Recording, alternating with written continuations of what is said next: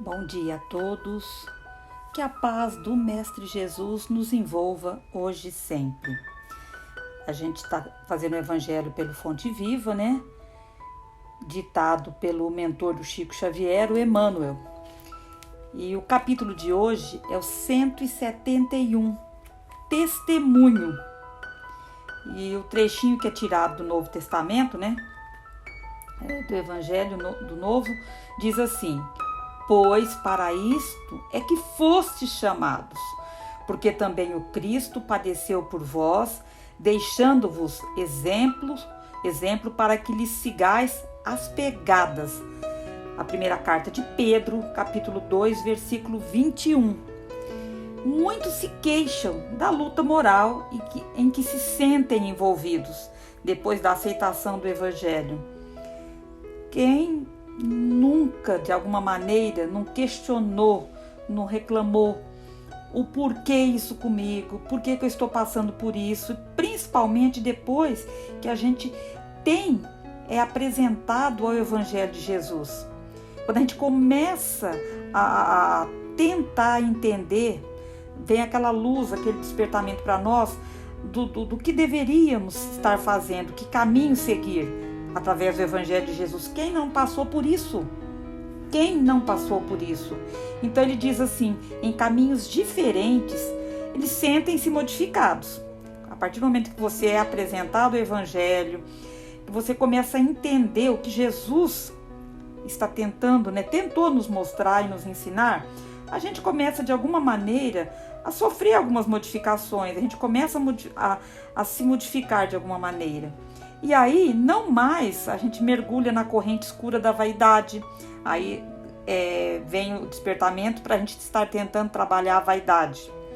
Não mais sentem-se no orgulho, quer dizer, começa a entender que o orgulho só nos traz dores, tristeza, que o orgulho não vai nos levar a nada.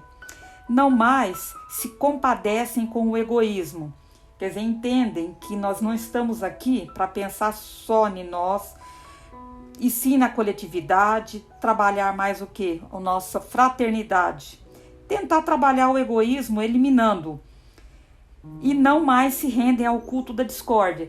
Tudo isso aqui que ele está pontuando, no caso, seriam os nossos, a maneira correta, a maneira melhor para a gente estar tentando sofrer menos.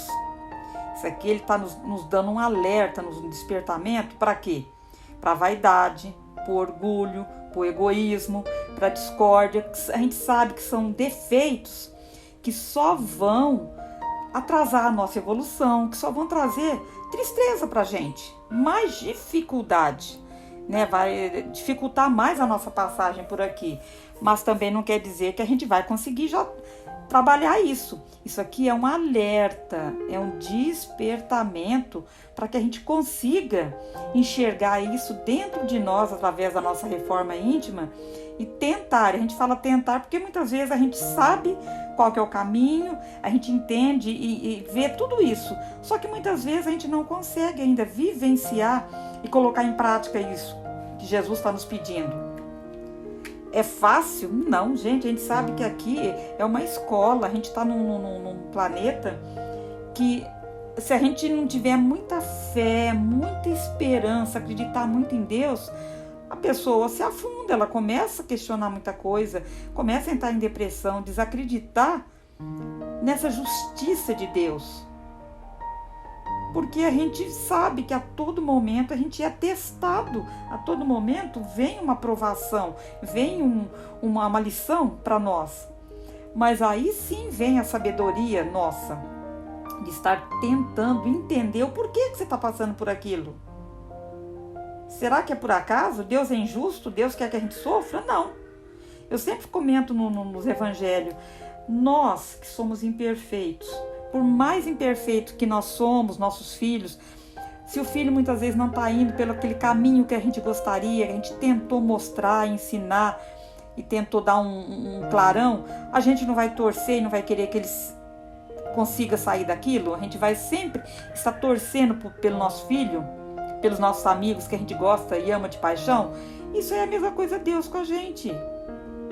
Só que Ele quer, de alguma maneira, que a gente faça alguma coisa, que a gente tenha esse despertamento, que a gente comece a tentar entender que se a gente não vivenciar mais o amor, se a gente não vivenciar mais a fraternidade, a solidariedade, tentar tirar um pouquinho de dentro de nós orgulho, vaidade, egoísmo, se a gente não tentar trabalhar isso, é lógico que vai ser mais difícil.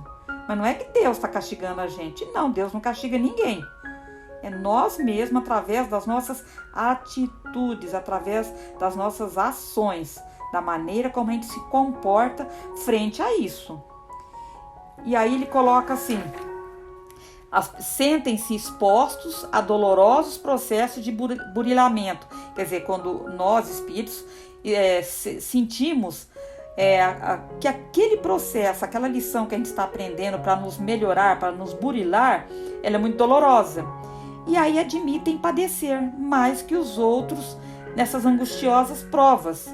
Mas na sublimação espiritual de que oferecem testemunhos, que eles oferecem testemunho, outros filhos da terra tomam contato com a boa nova, descobrindo as grandezas da vida cristã e estendendo a luz divina. Então coloca assim: por que alguns, já entendendo a beleza dessa vivência espiritual, nessa vivência cristã, já consegue estender, levar luz para o nosso próximo? Por que nós não poderíamos estar fazendo isso? Por que a gente não pode ser esse espírito que já entendeu e já está tentando fazer a diferença aqui na Terra? Ao invés de nós ficarmos nos lastimando, reclamando e nos colocando como vítimas.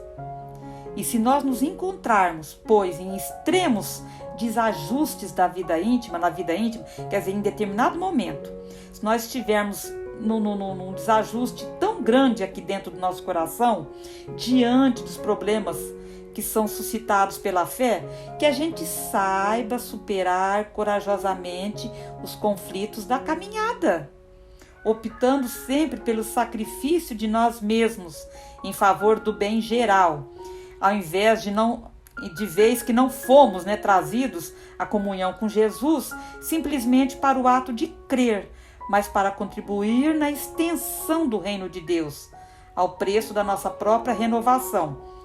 É forte para a gente isso daqui, porque está nos pedindo renovação, mudança como espírito, transformação.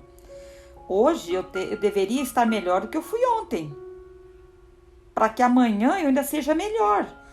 Mas para isso eu tenho que ter esse despertamento, eu tenho que ter esse entendimento que estamos aqui para um propósito, para fazermos a diferença na nossa vida e na vida de quem está caminhando com a gente, quem está do nosso lado, das pessoas que nós estamos convivendo. Ninguém recue diante do sofrimento. Então ele pede: ninguém recue diante do sofrimento, mas aprendamos a usá-lo na edificação da vida mais eficiente, em frutos de paz e luz, serviço e fraternidade, bom ânimo e alegria, porque, segundo o Evangelho, a isso fomos chamados, com o exemplo do Divino Mestre, que renunciou em nosso benefício, deixando-nos o padrão de altura espiritual que nos compete atingir. Então, quando nós estivermos na dificuldade, diante do sofrimento, que a gente volte a buscar o Evangelho de Jesus e entender e conseguir enxergar que Jesus passou aqui e sofreu também em benefício de nós, mas para que a gente aprendesse com o seu Evangelho a um dia chegarmos à perfeição, chegarmos até Deus como imagem e semelhança dele. E para isso, nós devemos fazer as nossas mudanças dentro de nós. E ele coloca aqui, mais uma vez, a serviço do quê? Da fraternidade, do bom ânimo e da alegria. Quer dizer, diante da dificuldade, não vamos deixar a peteca cair. Vamos lembrar sempre que está tudo certinho, de acordo com os desígnios de Deus. Porque Deus quer que a gente seja feliz. Ele quer que a gente se modifique, que a gente se transforme em espíritos melhores, em espíritos mais evoluídos. E para isso precisa do quê? De renúncia. Vai precisar muitas vezes em algum momento de sofrimento. Porque a gente tem duas maneiras, né, de aprender, ou pelo amor ou pela dor. Tá mais que claro que a maioria aprende como? Pela dor, mas não quer dizer que Deus está sendo injusto. É a escolha que a gente faz, mas que a gente, por essa escolha que a gente fez, a gente se transforme, a gente se melhore como espíritos, como é o que Jesus está querendo, deixou aqui o seu exemplo, e como Deus, como Pai misericordioso, está querendo da gente. É o ensinamento da mudança, da transformação, da renovação, da fé e da esperança. Tem uma mensagem muito legal do livro Pérolas Literárias, que diz presença de luz. O Emmanuel que ditou para o Chico Xavier. Se puseres amor no tempo que Deus te reserva, nunca te sentirás sob o domínio do tédio ou do desânimo, porque as tuas horas se converterão em prazer de servir. Se colocares amor nas afeições que o Senhor te permite cultuar, nunca sofrerás ingratidão ou desengano, porque transformarás o próprio espírito em vaso de bênção e entendimento, colhendo de ti mesmo a felicidade dos entes queridos. Se cultivares amor na execução do dever que a divina providência te atribui, nunca experimentarás cansaço ou desencanto, porque o trabalho se te fará fonte de alegria, na alegria de ser útil. Se aplicares amor nos recursos verbais que a eterna sabedoria te confere, nunca te complicarás em manifestações infelizes, porque a tua palavra se transformará em clarão e bênção naquilo em que te expresses. Se espalhares amor no lugar em que as leis da vida te colocam, te situam, nunca te observarás na condição de vítima do desequilíbrio, porque a tua influência se tornará serenidade e esperança, garantindo a harmonia e a tranquilidade aonde estiver. Se conservares o amor no coração, obra divina do universo, nunca te perderás na sombra, porque terás convertido a própria alma em presença de luz. Paz e luz a todos. Que o Mestre Jesus nos envolva com muito carinho e amor, vibrações de paz, de harmonia, de solidariedade a todos os locais do nosso planeta Terra que estão passando por tragédias, guerras e sombras, vibrando pelas casas de asilos, pelos hospitais, orfanatos, por todas as religiões que levam, que propagam o Evangelho de Jesus.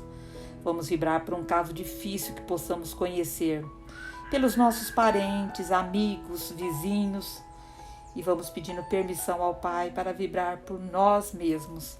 Que assim seja. Graças a Deus e graças ao Mestre Jesus.